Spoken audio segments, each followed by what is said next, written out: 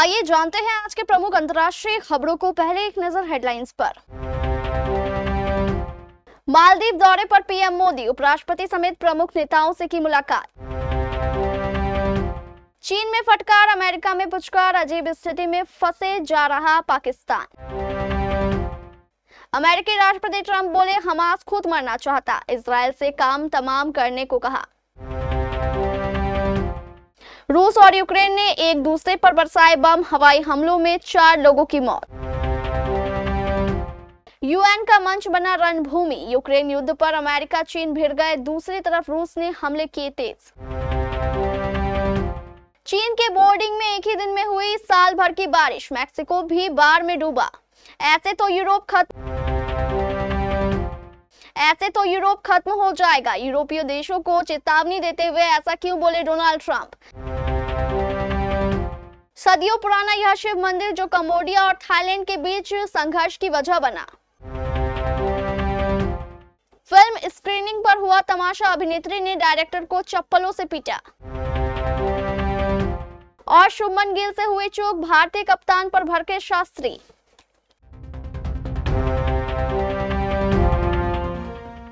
प्रधानमंत्री नरेंद्र मोदी ने मालदीव दौरे के दूसरे दिन वहां के प्रमुख नेताओं से मुलाकात की है। पीएम मोदी शनिवार को मालदीव के उपराष्ट्रपति हुसैन मोहम्मद तलीफ से मिले।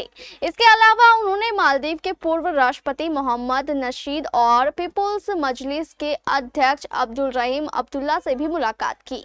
प्रधानमंत्री नरेंद्र मोदी ने मालदीव के प्रमुख नेताओं से मुलाकात की तस्वीरें सोशल मीडिया पर साझा की है। उन्होंने इस मुलाकात के दौरान हुई बातचीत का भी जिक्र किया। सोशल मीडिया प्लेटफॉर्म एक्स पर एक पोस्ट में पीएम मोदी ने लिखा, उपराष्ट्रपति हुसैन मोहम्मद तलीफ के साथ बहुत अच्छी बैठक हुई। हमारी चर्चा भारत मालदीव मैत्री के प्रमुख स्तंभों पर केंद्रित रही। हमारे देश बुनियादी ढांचे, प्रौद्योगिकी, जलवायु परिवर्तन, ऊर्जा आदि क्षेत्रों में मिलकर काम करना जारी रखे हुए हैं। यह हमारे लोगों के लिए अत्यंत लाभकारी है। हम आने वाले वर्षों में इस साझेदारी को और गहरा करने की आशा करते हैं।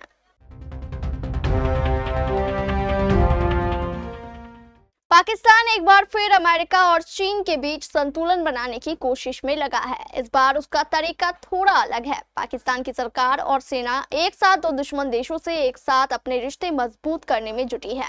भारत इस पूरे घटनाक्रम पर बारीकी से नजर बनाए हुए है। पाकिस्तान के सेना प्रमुख असीम मुनीर ने अपने पहले से तय श्रीलंका और इंडोनेशिया की यात्रा रद्द कर दी और अचानक चीन पहुंच गए। वहां उन्होंने चीन के विदेश मंत्री वांग ई और सेना के बड़े अफसरों से मुलाकात की।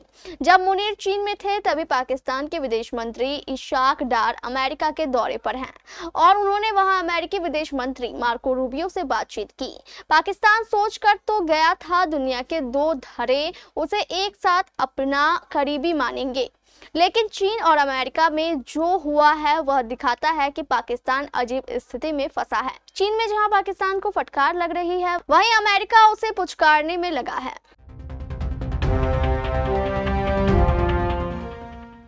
अमेरिका के राष्ट्रपति डोनाल्ड ट्रंप ने शुक्रवार को गाजा में इजरायल की सैन्य कार्रवाई को और तेज करने की बात कही। ट्रंप ने कहा कि हमास ने यूएस समर्थित सीजफायर प्रपोजल को ठुकराकर साफ कर दिया है कि वह शांति में दिलचस्पी नहीं रखता। उन्होंने कहा, हमास वास्तव में समझौता नहीं करना चाहता, मुझे लगता है कि मरना चाहते हैं। अब समय आ गया है इसे खत्म किया जाए। ट्रंप ने यह बयान स्कॉटलैंड की यात्रा पर रवाना होने से पहले दिया। स्कॉटलैंड की यात्रा पर रवाना होने से पहले ट्रंप ने साफ कहा कि हमास सचमुच कोई समझौता नहीं करना चाहता, मुझे लगता है कि वे मरना चाहते हैं। यह बहुत बहुत बुरा है। यह उस हद तक पहुंच गया है जहां आपको काम पूरा करना ही होगा। अमेरिकी राष्ट्रपति ट्रंप का यह बयान ऐसे समय में आया है जब अमेरिका के Middle East peace envoy Steve Witkoff ने घोषणा की कि अमेरिका मौजूदा बातचीत से पीछे हट रहा है ताकि रणनीति की समीक्षा की जा सके। ट्रंप ने बताया कि उन्होंने एडन अलेक्जेंडर, आखिरी अमेरिकी इजरायली बंधक की रिहाई में अहम भूमिका निभाई थी। उनका कहना है कि हमास अब बातचीत के अंतिम चरण में भी समझौता नहीं करना चाहता, जिससे साफ है कि वह हिंसा जारी रखने के लिए प्रतिबद्ध है।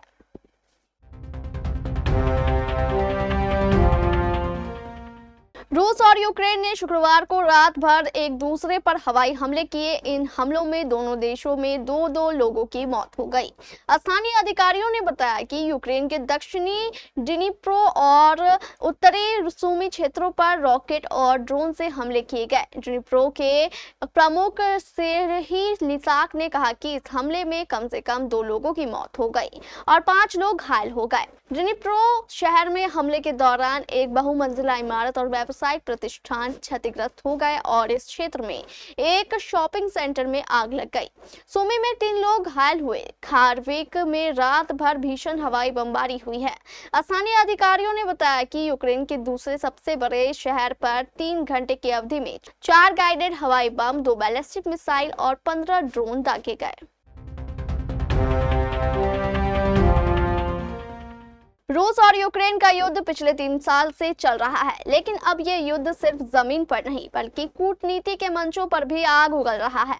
संयुक्त राष्ट्र सुरक्षा परिषद में शुक्रवार को वो हुआ जिसकी सुगबुगाहट कई दिनों से थी। अमेरिका ने चीन को सीधे रूस की मदद का जिम्मेदार ठहराया। जवाब में चीन ने भी बिना झुके पलटवार कर दिया। दोनों देशों के बीच इस जुबानी जंग ने साबित कर दिया है कि यूक्रेन की लड़ाई अब 2 देशों के बीच नहीं बल्कि एक वैश्विक टकराव में बदल चुकी है। अमेरिका की कार्यवाहक राजदूत डोरोथी शिया ने बेहद तल्ख लहजे में कहा, चीन भले दावा करे कि उसने रूस को दोहरे इस्तेमाल वाली टेक्नोलॉजी नहीं दी है, लेकिन यूक्रेन की जमीन पर चीन में बने ड्रोन, वाहन और हथियारों के पुर्जे रोजाना मिल रहे हैं। अगर चीन सच में शांति चाहता है तो उसे रूस यूक्रेन युद्ध की आग में घी नहीं डालना चाहिए। दोहरे इस्तेमाल वाली चीजें यानी ऐसे सामान जिनका इस्तेमाल नागरिक भी कर सकते हैं और सेना भी। इन्हीं के आड़ में अमेरिका का आरोप है कि चीन रूसी सेना को ताकत दे रहा है, वो भी चुपचाप और चालाकी से। बीजिंग से कुछ ही दूरी पर बसे चीन के बायोडिंग शहर में ऐसा मौसम का कहर टूटा है कि लोगों की रातें जागते हुए गुजर रही है। साल भर की बारिश एक ही दिन में बरस गई और शहर पानी पानी हो गया। हालात इतने गंभीर हो गए कि प्रशासन को 19,000 से ज्यादा लोगों को घर खाली करवाकर सुरक्षित स्थानों पर भेजना पड़ा। पश्चिमी बायोडिंग के ई इलाके में शुक्रवार सुबह लगभग 24 घंटे के भीतर 448.7 मिलीमीटर बारिश की गई। ये आंकड़ा वहां की सालाना औसत बारिश के बराबर है। सरकारी ब्रॉडकास्ट सीसीटीवी के अनुसार इस अचानक बारिश ने न सिर्फ सड़कों और पुलों को तहस नहस कर दिया है बल्कि कई गांवों में बिजली भी गुल हो गई है। मैक्सिको में भी बारिश से तबाही मच गई है। अमेरिका में अवैध शरणार्थियों पर शिकंजा कसने के बाद अब राष्ट्रपति डोनाल्ड ट्रंप की नजर यूरोप पर है। उन्होंने यूरोपीय देशों को अप्रवासन रोकने की सलाह दी है। साथ ही ट्रंप ने इसे भयानक आक्रमण करार दिया। स्कॉटलैंड के एयरफोर्स स्टेशन पर मीडिया से बातचीत के दौरान ट्रंप ने यूरोपीय देशों को हिदायत देते हुए कहा कि आपको यह भयानक आक्रमण रोकने की सख्त जरूरत है। ट्रंप के अनुसार अप्रवासन पर आप सभी को एक साथ एक्शन लेना चाहिए वरना यूरोप खत्म हो जाएगा। कई देशों के लोग यूरोप में आकर बस रहे हैं। आपको यह भयानक आक्रमण रोकना होगा। ट्रंप ने अमेरिका मैक्सिको बॉर्डर बंद करने का जिक्र करते हुए कहा कि आपको पता है पिछले महीनों के बाद कोई हमारे देश में नहीं घुस सकता है। हमने कई अवैध प्रवासियों को देश से बाहर भी छुड़वा दिया है। थाईलैंड कंबोडिया सीमा पर चल रही सैन्य झड़प में अब तक कम से कम 16 लोगों की मौत हो चुकी है जबकि कई लोग घायल भी हुए हैं। थाईलैंड कंबोडिया सीमा पर गुरुवार सुबह से ही दोनों देशों में सैनिकों के बीच गोलीबारी हो रही है। थाईलैंड ने कहा कि उसने कंबोडिया के सैन्य ठिकाने पर हवाई बमबारी की। इस विवाद की जड़ें 100 साल से भी ज्यादा पुरानी है जब फ्रांसीसी कब्जे के बाद कंबोडिया की सीमाएं तय की गई थी। हालात 2008 में तब तनावपूर्ण हो गए जब कंबोडिया ने एक विवादित क्षेत्र में स्थित 11वीं सदी के मंदिर को यूनेस्को वर्ल्ड हेरिटेज साइट के तौर पर रजिस्टर कराने की कोशिश की। थाईलैंड ने इसका तीखा विरोध किया। इसके बाद दोनों देशों के बीच कई बार झड़पें हुई जिसमें सैनिकों और आम नागरिकों की भी मौत हुई। इनमें से एक मंदिर शिव मंदिर भी था। यह शिव मंदिर सदियों पुराना है। मुंबई में अभिनेत्री रुचि गुर्जर ने एक शो की स्क्रीनिंग के दौरान निर्माता निर्देशक मान सिंह को चप्पल से मारा। साथ ही वह भड़कती हुई नजर आ रही है, जिसका वीडियो सोशल मीडिया पर तेजी से वायरल हो रहा है। इसके साथ ही उन्होंने निर्माता पर धोखाधड़ी का आरोप भी लगाया है।